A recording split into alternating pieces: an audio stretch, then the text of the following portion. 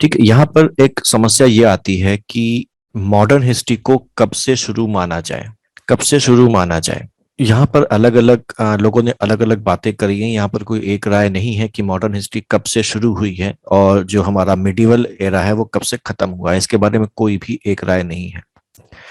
For example, जैसे अगर हम यूरोप की बात करें तो यूरोप में 15वीं शताब्दी में हमारा मॉडर्न एरा, मॉडर्न हिस्ट्री शुरू हुआ माना जाता है। लेकिन जब यूरोप में मॉडर्न हिस्ट्री शुरू हुआ था तो उस समय यहाँ पर इंडिया में तो अभी मिडिवल पीरियड ही चल रहा था, अकबर वगैरह और बाकी, तो मिडिवल पीरियड ही यहाँ पर इंडिया में चल रहा था। भारत में मिडिवल पीरियड शुरू होने के चल रहे होने के बावजूद भी उस मॉडर्न पीरियड का यूरोप के यहाँ पर इम्पैक्ट पड़ना शुरू हो गया था। इंडिया के पॉइंट ऑफ व्यू से अगर बात की जाए तो जनरली ये माना जाता है कि इंडिया में जो मॉडर्न पीरियड शुरू हुआ है, मॉडर्न एरा शुरू हुआ है या मॉडर्न हिस्ट्री की शुरुआत हम लोग जो मानते हैं वो 18th सेंचुरी से मानते हैं। लेकिन इसके बारे में जो इतिहासकार हैं उनमें सहमति नहीं है कि 18th सेंचुरी से ही माना जाए या उसके और पहले से माना जाए। तो फिलहाल हम लोग अपनी जो मॉडर्न हिस्ट्री की बात करते हैं, कब से शुरू हुआ है कब से शुरू नहीं हुआ है, इस पचड़े में ना पड़ते हुए हम लोग अपना मॉडर्न हिस्ट्री का जो हमारा सिलेबस है उसके अकॉर्डिंग यहाँ पर शुरुआत करेंगे। और मॉडर्न हिस्ट्री में सबसे पहले पढ़ेंगे हम लोग अराइवल ऑफ यूरोपियन कंपनीज। कहाँ पर? In India. यहाँ पर हम लोग को पता है कि भारत में जो यूरोपियन कंपनीज आई या यूरोपियन कंट्रीज का इंडिया में आना शुरू हुआ, वो बेसिकली क्यों हुआ? वो बेसिकली शुरू हुआ ट्रेड के लिए, व्यापार के लिए। व्यापारिक कंपनियां बन के भारत में आई थी और बाद में हमारा और यहाँ पर उन्होंने शासन करना शुरू किया। लेकिन अगर हम बेसिकली बात करें तो उनके आने का जो उद्देश्य था वो ट्रेड का उद्देश्य था, पूर्व के साथ व्यापार करना। तो पहले हमको अब ये समझना पड़ेगा कि आखिर इन कंट्रीज को भारत में आने की या इन कंपनीज को भारत में आने की जरूरत क्यों हुई, क्यों पड़ी। जैसा हम लोग देख चुके हैं, पहले भी हम लोगों ने पढ़ा है, जब हम लोग एंशियंट पढ़ रहे थे तो वहां पर हम लोगों ने कुछ जगहों पर देखा था कि जो भारत का व्यापार यूरोप के साथ बहुत पुराने समय से चल रहा है। ग्रीक आए थे और मैंने जब हम लोगों ने पढ़ा था ग्रीक्स के इन्वेजन को इंडिया में, तो हम लोगों ने ये देखा था कि उस समय भी भारत और ग्रीक का जो व्यापार था वो चल रहा था। तो यहाँ पर ये व्यापार तो भारत और यूरोपियन कंट्रीज का बेसिकली रोमन्स के साथ और दूसरी कंट्रीज के साथ प्राचीन काल से ही चलता आ रहा है। तो क्या ऐसी सिचुएशन क्रिएट हुई कि उन कंपनीज को खुद उठ के भारत में आना पड़ा व्यापार के लिए? तो इसके लिए थोड़ा सा बैकग्राउंड समझना पड़ेगा। बैकग्राउंड समझने के लिए हम एक बार ये मैप देख लेते हैं कि इनका जो व्यापार करने का जो रास्ता था वो क्या था। ये बेसिकली वर्ल्ड मैप है जहां पर मैंने इंडिकेट किया हुआ है कि इनका जो व्यापारिक मार्ग था वो क्या था। तो यहाँ पर देखिए, दो कलर्स के आपको यहाँ पर लाइंस दिख रही होंगी, एक आपकी रेड लाइन से है और दूसरी आपकी ग्रीन लाइन से। जो रेड लाइन से है बेसिकली ये लैंड रूट है, रास्ते, जमीनी रास्ता है। और जो एक ग्रीन लाइंस हैं ये दिखाते हैं आपके सी रूट्स को। तो अगर हम ये देखें तो उस समय हमारा बेसिकली ये रास्ता था व्यापार करने का यूरोप के साथ। यूरोप के व्यापार करने के रास्ते की अगर आप देखें तो शुरुआत यहां से हो रही है। ये जो है ये इटली है। इटली से मेडिटेरेनियन सी से होते हुए ये आते थे यहाँ पर। ये बेसिकली जगह जो है ये आज तुर्की के नाम से जानी जाती है और उस समय इसको जाना जाता था एशिया माइनर या कुस्तुनतुनिया या कॉन्स्टेंटिपोल के नाम से। तो इटली से जो यूरोपीय जो भी व्यापार था वो इटली से होते हुए फिर यहाँ पर तुर्की आता था। तुर्की से एक रास्ता तो ये चाइना होते हुए, ईरान इराक होते हुए, चाइना होते हुए ये इधर पहुंचता था चाइना के पूर्वी छोर पर, जिसमें से एक रास्ता ये कश्मीर के रास्ते इंडिया में आता था, इंडिया से व्यापार के लिए। इंडिया आने वाला जो दूसरा जमीनी रास्ता था वो यहाँ से कट के ये आसाम के रास्ते इंडिया में आता था और बंगाल पहुंचता था। तो ये बंगाल के साथ था और ये बाकी गुजरात वगैरह के साथ ये रास्ता था। फिर यही जो लैंड रूट है ये आगे जाके इनके व्यापारों को कनेक्ट करता था इंडोनेशिया, मलेशिया, थाईलैंड वगैरह के साथ, इस रास्ते को कनेक्ट करता था। तो यहां तक जमीनी रास्ता और फिर ये हरी लाइन से समुद्री रास्ता दिखाई पड़ रहा है। और एक और दूसरा रास्ता था यहीं से जो कॉन्स्टेंटिनोपल आया, एशिया माइनर यानी कि तुर्की आया और फिर वहां से ये मेडिटेरेनियन सी को क्रॉस करके रिवर नाइल से होते हुए फिर एक जमीनी रास्ता थोड़ा सा क्रॉस करके फिर ये लाल सागर से होते हुए भी ये इंडिया आ रहा है और इधर से ये इंडोनेशिया वगैरह की तरफ जा रहा है। तो ये दो रास्ते थे, लेकिन आप एक चीज यहां पर ध्यान से देखिए कि ये दोनों रास्तों में, इन दोनों रास्तों में, चाहे ये जमीनी रास्ता हो और चाहे ये हमारे पास समुद्री रास्ता हो, इन दोनों रास्तों का एक कॉमन जंक्शन है। और ये कॉमन जंक्शन कहाँ पर है? ये कॉमन जंक्शन है आपका यहाँ पर कॉन्स्टेंटिपोल में। यहाँ पर आपका एक कॉमन जंक्शन है एशिया माइनर में। यानी कि हम इसको ऐसे भी बोल सकते हैं कि इस रास्ते से गुजरे बिना, इस रास्ते को पार किए बिना कोई भी ईस्ट के साथ व्यापार नहीं कर सकता, भले ही वो समुद्री रास्ते से करे चाहे वो जमीनी रास्ते से करे। ठीक। दूसरी बात, यूरोप का कोई भी व्यापार, यहां पर हम बात कर रहे हैं यूरोप में केवल एशिया, ये यूरोप में केवल यहां पर हमारा टर्की ही नहीं है, सॉरी इटली ही नहीं है, बल्कि और भी देश हैं, और भी देश हैं। और जैसे यहाँ पर आपका पुर्तगाल है, स्पेन है, ऊपर आपका फ्रांस है, यहाँ पर यूके है, इधर आपका नीदरलैंड वगैरह है। तो इनको भी अगर पूर्व के साथ कोई व्यापार करना होता था तो वो व्यापार भी इटली के रास्ते से ही इनको करना होता था। तो इससे हमें एक बात ये क्लियर हो जाती है कि यूरोप का जो भी व्यापार है, उस पूरे व्यापार में अगर किसी की मोनोपोली थी या किसी का एकाधिकार था तो वो इटली का था। इटली के व्यापारी यूरोप के बाकी देशों के व्यापारियों को जो भी माल था पूर्व से आया हुआ, वो ऊंचे दाम पर बेचते थे और मुनाफा कमाते थे। लेकिन फिर भी किसी तरीके से यह व्यापार हमारा चल रहा था, चाहे पुर्तगाल के व्यापारी हो, स्पेन के व्यापारी हो, यूके के व्यापारी हो, या उधर बाकी किसी भी देश के, यूरोपीय देश के व्यापारी, उनको यही रास्ता अपनाना होता था।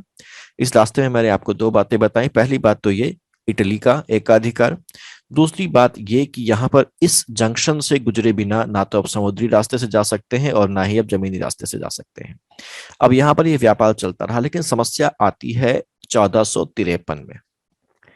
1453 में यहाँ पर एक समस्या उत्पन्न होती है। समस्या क्या उत्पन्न होती है कि ये जो इलाका था, इस इलाके में जो आपका एशिया माइनर का जो इलाका था, तुर्की जिसको हम कॉन्स्टेंटिपोल बोल रहे हैं, और ये सब जो इलाका था, इस इलाके में रोमन एम्पायर था। रोमन एम्पायर था, और रोमन एम्पायर में हमारे पास बेसिकली बैजेंटाइन साम्राज्य का शासन चल रहा था। बैजेंटाइन वंश या बैजेंटाइन का साम्राज्य था। 1453 में ओटोमैन ओटोमैन एम्पायर ने क्या किया? 1453 में ओटोमैन एम्पायर ने इस बैजेंटाइन साम्राज्य को हरा दिया। ओटोमन एम्पायर ने बैजेंटाइन साम्राज्य को हरा दिया, और बैजेंटाइन साम्राज्य को हराने के बाद ये जो पूरा इलाका है, ये जो पूरा इलाका है, इस पूरे इलाके पर अपना कब्जा कर लिया। ठीक। अब प्रॉब्लम यहां से क्रिएट ये हुई कि जो बैजेंटाइन साम्राज्य था, ये था हमारे पास ईसाई यानी कि क्रिश्चियन साम्राज्य। ठीक। और जो ओटोमैन थे, ये हमारे थे मुस्लिम। अब इन्होंने यहां पर क्या किया? इन्होंने सबसे पहले, क्योंकि ये माल हमारा क्रिश्चियंस, पूरा यूरोप क्या है, यूरोप क्रिश्चियंस से है, और ये पूरा माल यहां से ये विदेशियों सॉरी ईस्ट के साथ ये व्यापार कर रहे हैं इसी रास्ते से होते हुए। तो अब ईसाइयों और मुस्लिमों की जो टसल है वो तो शुरुआत से ही चली आ रही है।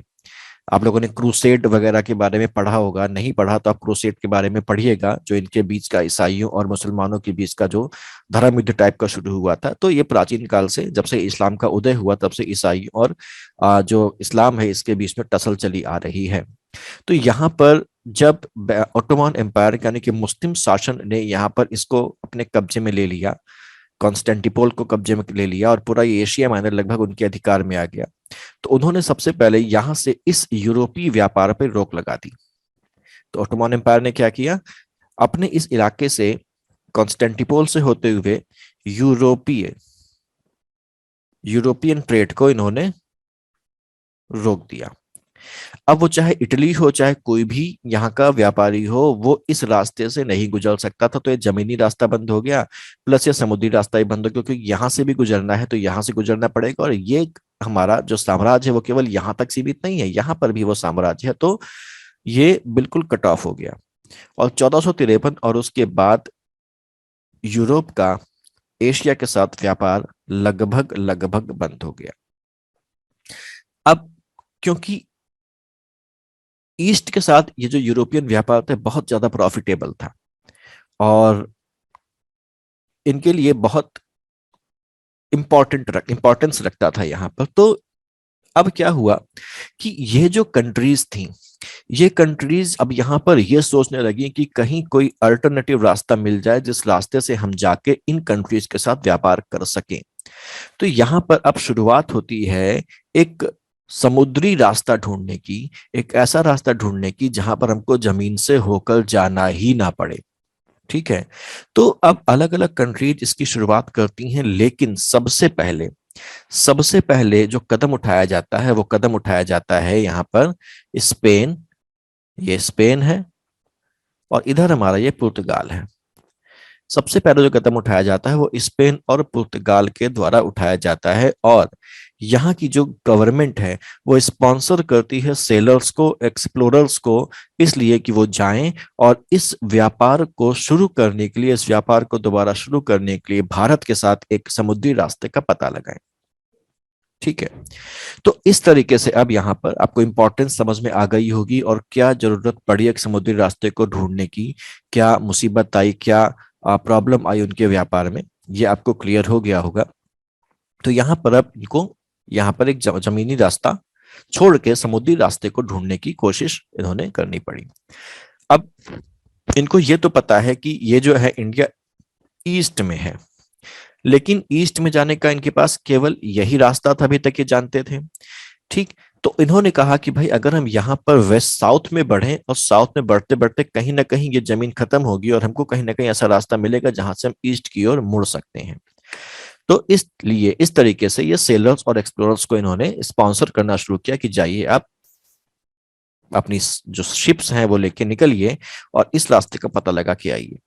तो जैसा मैंने बताया कि सबसे पहले यहाँ पर जो शुरुआत हुई वो शुरुआत करता है आपका पुर्तगाल और स्पेन। और उसमें भी सबसे पहला जो हमारे पास एक एक एक सेलर या एक्सप्लोरर निकलता है वो निकलता है, उसका नाम है बार्टोलोम्यू डियास।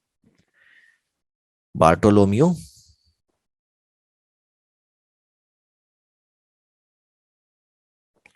बार्टोलोम्यू डियास या बार्टोलोम्यू डियाज। 1453 में ये जमीनी व्यापारिक मार्ग और जो पुराना व्यापारिक मार्ग था उसके बंद होने के बाद तुर्की शासकों के द्वारा 1486 में बार्टोलोमो डियास, जो कि पुर्तगाल का रहने वाला था, पुर्तगाल के लिस्बन शहर का रहने वाला था। ठीक है। वो भारत के लिए एक समुद्री रास्ते को खोजने के लिए अपनी समुद्री यात्रा की शुरुआत करता है और वो यहां से बढ़ता हुआ आता है आगे, यहां से बढ़ता हुआ आगे आता है और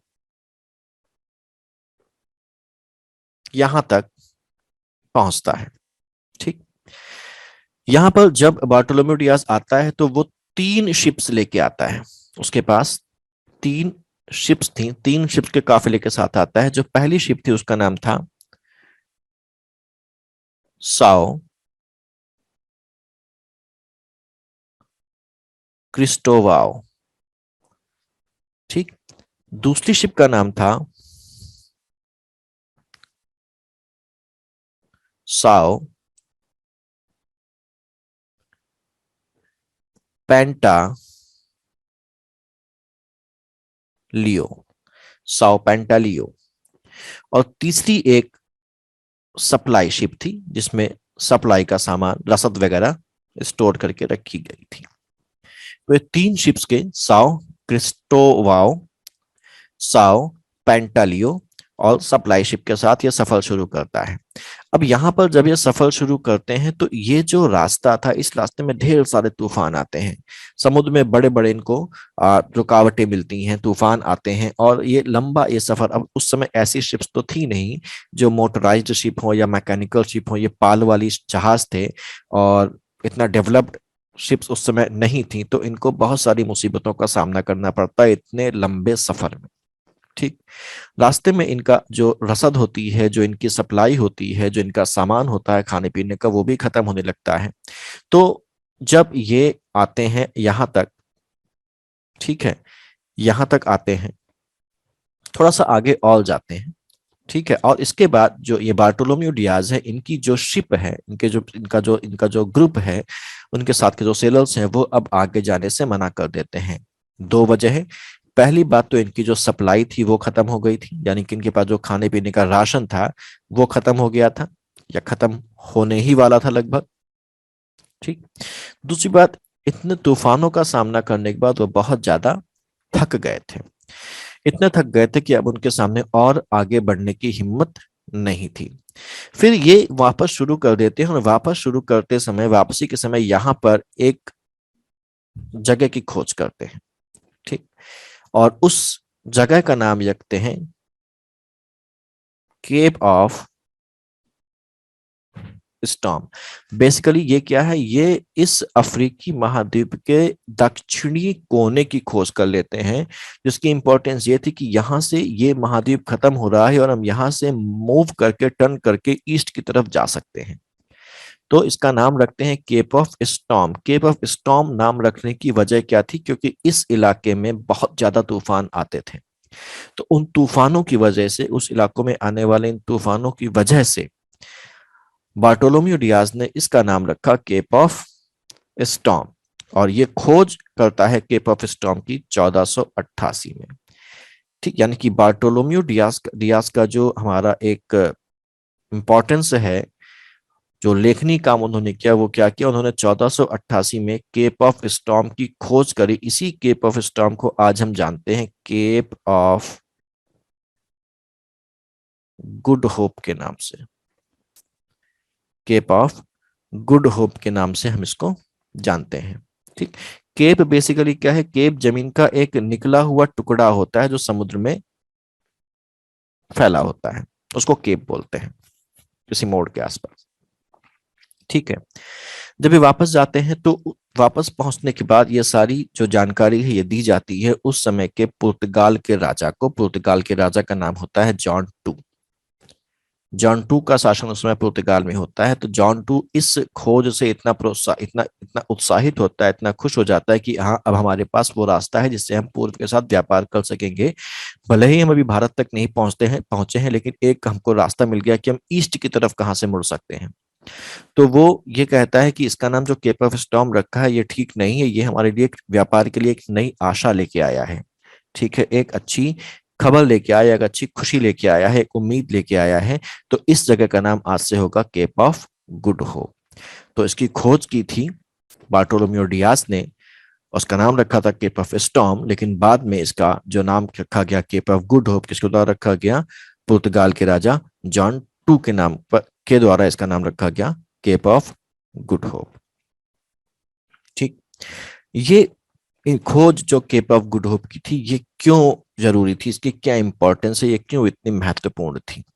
ये इसलिए इतनी महत्वपूर्ण थी कि पहली बार यूरोपियों को एक रास्ता मिला, और पहली बार यूरोपियों को ये पता चला, ये जाने वो, कि हम बिना किसी और की धरती पर कदम रखे, या बिना हम जमीनी मार्ग का इस्तेमाल किए, केवल समुद्री मार्ग से हम ईस्ट के साथ व्यापार कर सकते हैं। हमको मिडिल ईस्ट को क्रॉस नहीं करना पड़ेगा, और ना ही हमको इटली के जैसे किसी बिचौलिए से, किसी मिडिल मैन से हमको यहाँ पर डील करना पड़ेगा, और हम डायरेक्टली अब ईस्ट के देशों के साथ व्यापार कर सकते हैं। इस वजह से ये जो केप ऑफ गुड होप की एक इंपॉर्टेंस है वो यहाँ पर साबित होती है। तो लेकिन अभी भारत का रास्ता नहीं, अभी भारत नहीं पहुंचे हैं, अभी तो केवल ये पहुंचे हैं उस जगह पर जहां से ये ईस्ट की ओर टर्न कर सकते थे। तो ये थे बार्टोलोम्यू डियाज जिन्होंने इस चीज की बात की। अब बार्टोलोम्यू डियाज के बाद एक और एक्सप्लोरेशन भेजा जाता है, और यहाँ पर अगला जो एक्सप्लोरर है जो इस खोज के लिए आता है उसका नाम है क्रिस्टोफर कोलंबस।